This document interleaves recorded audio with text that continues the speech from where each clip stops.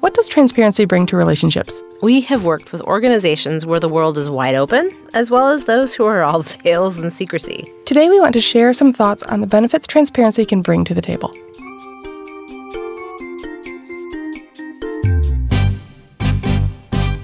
The Speakeasy Podcast, honest conversations about leadership and sanity in the creative industry. I'm Karen Steffel. And I'm Jen Estel. Managing creativity in business, we probably have an opinion on that. No prohibitions. Clearly, we have cocktails. Before we dive into some of the juicy details, here's what I want to talk about. I want to talk about Lady Stoneheart. Here's what I love about this cocktail. It's a balance of bitter and smooth, which is really kind of what transparency is all about, right? So it's bitter from the vermouth, a little smooth from the champagne and orange, and the way that it all comes together is really, really nice. Yeah, this is a nice one. You can pre-make the base of the cocktail, put it in your beautiful glasses, and just top it with champagne when you're ready to drink, and then throw in an orange garnish. So it's got some nice presentation factor to it as well. But be careful, it packs a punch. Don't they all really? Or maybe we drink them too fast. I'm not sure. This one in particular, when I sampled it at the photo shoot, was like, whoo, that's some stuff. So transparency in leadership, I think, is something that's very common topic of conversation, blog posts, etc. But there's really, for us as entrepreneurs, there's two sides of that coin. There's transparency with our clients and there's transparency with our team. And I think that the philosophy of how you approach it and how much transparency you're comfortable with are different things. What do you feel transparency with clients provides? Well, it's interesting when you talk about clients because there are two parts of it. There's sort of that dance at the beginning when someone is becoming a client and you're negotiating, and then there's the act of serving a client. So I see those as two different sides to the same coin, but there's different levels of transparency in each, I think. I think there's a lot of flirting when you are courting a client and you're not necessarily showing them what your hair looks like when you walk right out of bed. And so you try to put on a little bit of that polish. However, there's a very elegant way to show off your best, but also be honest about who you are and how you do your business, right? Yeah, absolutely. So sometimes I think about Charlie Brown cartoons, right? I feel like I'm Lucy sometimes and I have the booth that says the doctor is in. Because sometimes our clients come to us. I know you're in this position too. I think our clients come to us and they feel like they have to air their dirty laundry or talk about how they're struggling at work or their internal teams are tough or their approval process is rough or how broken their system is. And I feel like once our clients reveal that level of trust in us, that we're able to then share that we also are not perfect people with them. And I feel like that at that time, it's a good revelation with our clients. It's a good time that says, okay, so this is now the dance. So they've invited us to the dance and now we're dancing, right? That's true.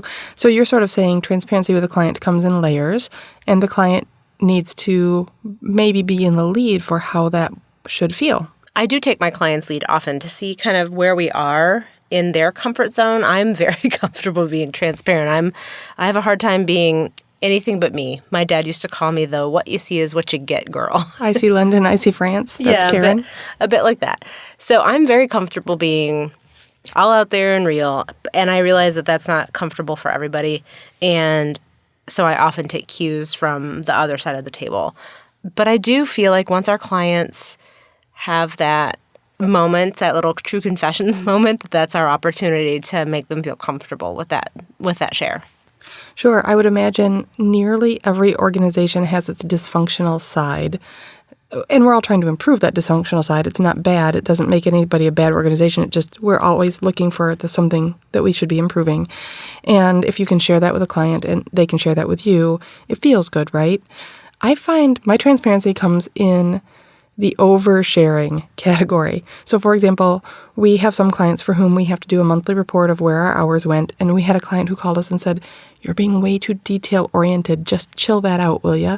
And so we have clients who say, "Thanks, but you're oversharing," or clients who really want to understand how we've done things because we are in the service organization, right? Mm-hmm. So that transparency needs to be at their comfort level. Yeah, and I think some of that sharing has to do with, what are the contract requirements? I'm in a federal contract right now that requires a lot of detail. So maybe there's a little bit of oversharing, and we're very cognizant in our creative space that our details are very appropriate for that particular client. It's a balance that we have to strike with every client, what works for each client. That's true. We've talked about it before. Transparency relates to saying no, right? Being very honest about the skills you offer, what you're good at, what you're not, I think is refreshing for a client when they hear you say, no, we don't do that, or that is not in our skill set, or this will be an experimental process for us. If you've got a level of trust with the client, that sort of transparency is so much more profound than just saying, yep, we got it, and then bumbling around like when you don't know what you're doing. I just had a conversation on the phone. So sometimes transparency is about hard conversations, and it's about budget. So I had a client that I had a conversation with yesterday who called my business partner and wanted to have the first conversation because he knows it's a harder conversation with me about a lack of budget. So I returned the call and I said, listen, it's not enough.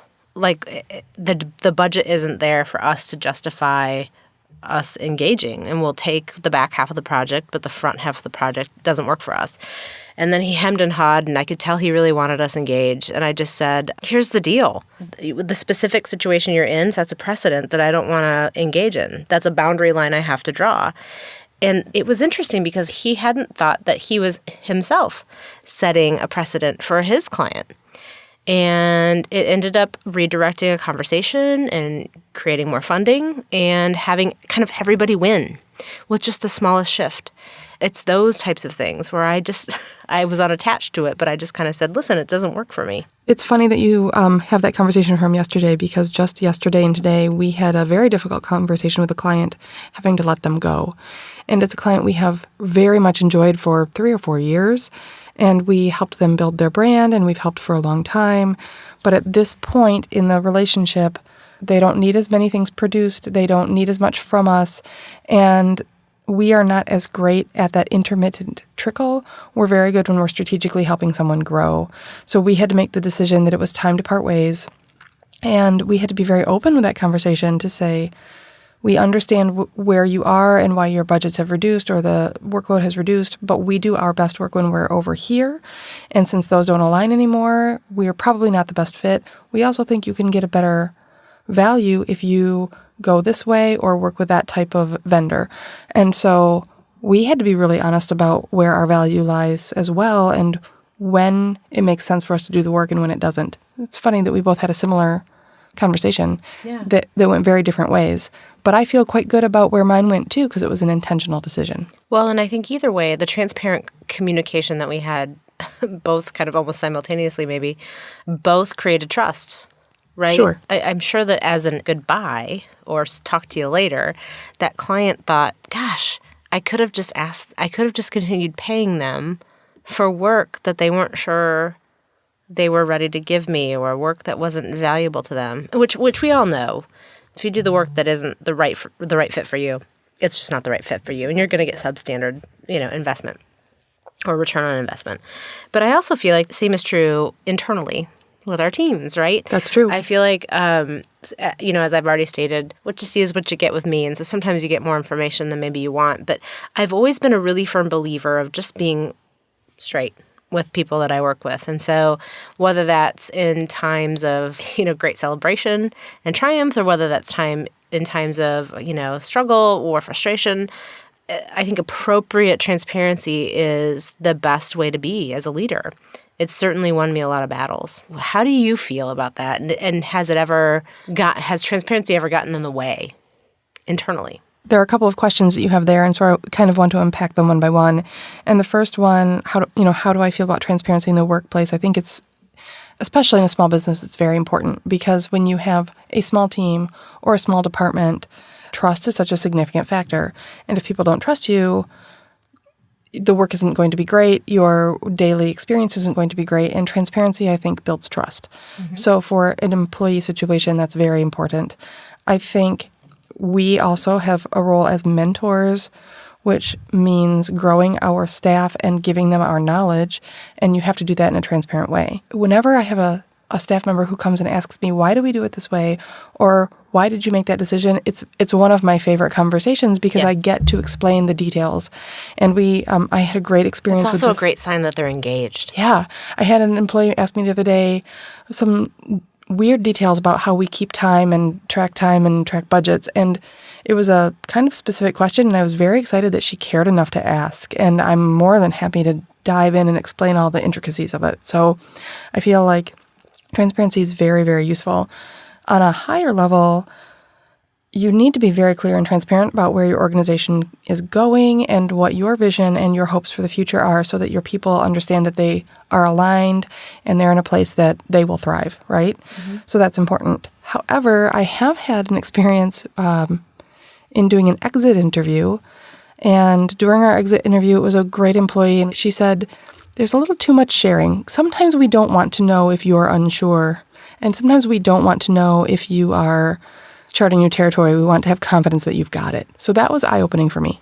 Yeah, it's interesting. I'm not sure I land in that camp, but I also appreciate that with transparency and communication, there is the what you say and it's the how you say it, right? So there's a balance. So for me, I would never, and I'm sure this isn't the example that you provided, but for me, I would never want to be in the position with, all small businesses have growth. There's like expansion and contraction. That's just the season we all live in. And sometimes our expansion is crazy and uncomfortable. Sometimes our contraction is also very uncomfortable. So we all kind of have this dance that we're doing with things like projects, growth, targeting, prospects, cash flow. So for me, if we're ever in a period of time where I'm uncomfortable with our growth, like, hey, this is going to be a really uncomfortable 8 weeks, or hey, you're looking at these financials as a year-end report and it doesn't look pretty, but it's just because of the way the money landed, I want to be really clear about that. I never want to be in a position where I withhold information from my team and then something bad happens and I've grinned and bared it, and then like, why did the shoe fall? I just never want to be in the position where I ask for support in a time that's scary for me as an entrepreneur, and I'm so grateful that I've not had to, but I don't ever want to be in the position where I ask for help or ask for support or ask for grace, and it's the first thing I've mentioned. Like, I never want to be in that position where I've not been honest, because I just feel like that's withholding information about something that's really significant on my mind is unfair. Which I think is very admirable, and I agree with you, and I think it's really fair. I think it's important not to go to the well only when you need. Yeah. Right? For this particular employee, she was younger and, the company was more mature, and she just wanted confidence that it was going to be okay and she was going to be taken care of. Yeah. And in seeing us say, we don't know if this client is going to come through, or we get a new project and we're not sure quite how to proceed, or, this is new uncharted HR territory. She wasn't comfortable. She wanted to know that we had it taken care of. But each employee is different, too. We have other employees who would be really happy to have that piece of information. So I think transparency in some ways needs to be at a corporate level, and in some ways needs to be cognizant of each particular employee and what they need to succeed, and what information would be a burden versus what information would be enlightening. And I don't know if there's one particular answer to that other than honesty. Yeah. Right? I do feel like, as I was listening to your exit interview story, I was wondering, first of all, whether that employee was kind of a green professional, because I believe that most professionals would be very empowered by the idea of, hey guys, we're walking into some situations that are uncharted or unknown. Go do some research and bring it back to me. Propose to me how we solve this problem. And that would be very exciting at least for me and my team. That's not perfect by any stretch of the imagination. And I can absolutely, when I propose that I'm a little scared, it's not because I want to empower people. It's because I'm really kind of scared shitless sometimes, frankly. But I also feel like being honest about that means that you're able to release that information, and then there's nothing more validating to me than knowing people are wrapping around you. And I'm so grateful that that's just where I am right now with my team. Yes, it's true. You are there right now with your team. And it's interesting, as I hear you talk about it too, it really, I think, points to a change in how business has been done in the past couple of decades, for example. I don't think, particularly in our industry, I think there was a lot of cloak and veil and mystery, and I don't think it's that way anymore. And I think in our industry as well, particularly because we're in an education market, we are in some ways part of the teaching pipeline and the mentoring pipeline and passing information on to the next generation of brilliant entrepreneurs. And that's part of our job. So whenever I have somebody who asks, how do you do? And I wish I was, and someday I want to, I would love to share with them all of the details, right? And I think it's very fortunate when you have a team who does wrap around you and care about how your day goes and what they see can affect you and help you.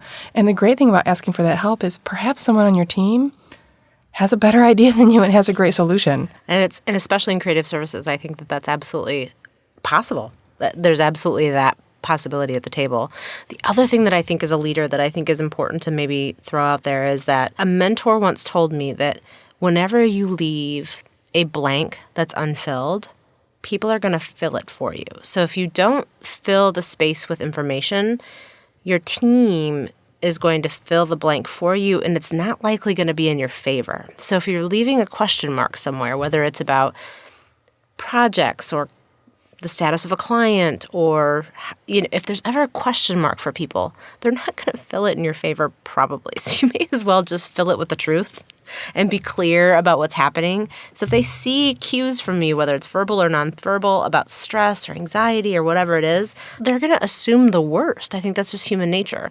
And it's better just to be clear about what's happening, like, hey, I'm stressed, or hey, I got a sick parent and I'm distracted, right? So it's just better to just be really clear about the world and what your world looks like rather than somebody making it up. Well, and this is an interesting conversation. I think we've taken a little bit of a veer from where I thought we would go with this, but in our particular community, there have been lots of conversations about transparency and honesty in the workplace and things being covered up and integrity. So we've seen a lot of that in our larger community this past year or so. And I think everyone's asking this kind of question about where does transparency fit? And you see all kinds of fear and nerves, right? Yeah. You see lots of people who are, in absence of an answer, people become unsure and nervous. Yeah. And that's where transparency is just very important.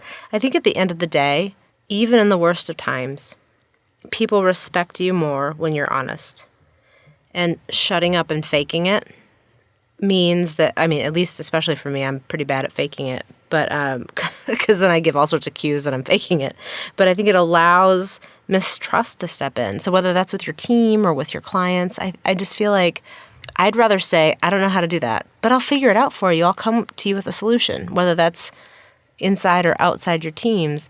I'd rather just be clear, or no, we don't offer that service, but I can connect you with somebody I trust.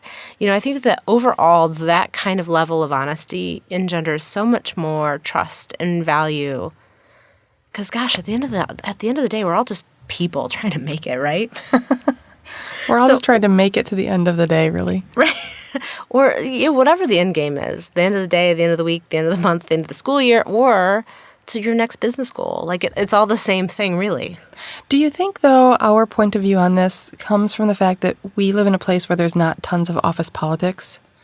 If one of our listeners is living in a place where there's hierarchies and politics and all that weirdness, how does transparency play for them? Yeah, so I'm thinking about some people that I really love that struggle with office politics, and I think their version of transparency is, especially when it comes to the game playing that maybe you and I aren't accustomed to, is just being really clear about what's true for them. Even if they can see the long game, even, it's just, this is what's true for me, or even, you know what, I'm not comfortable with this conversation, which may make you an outsider.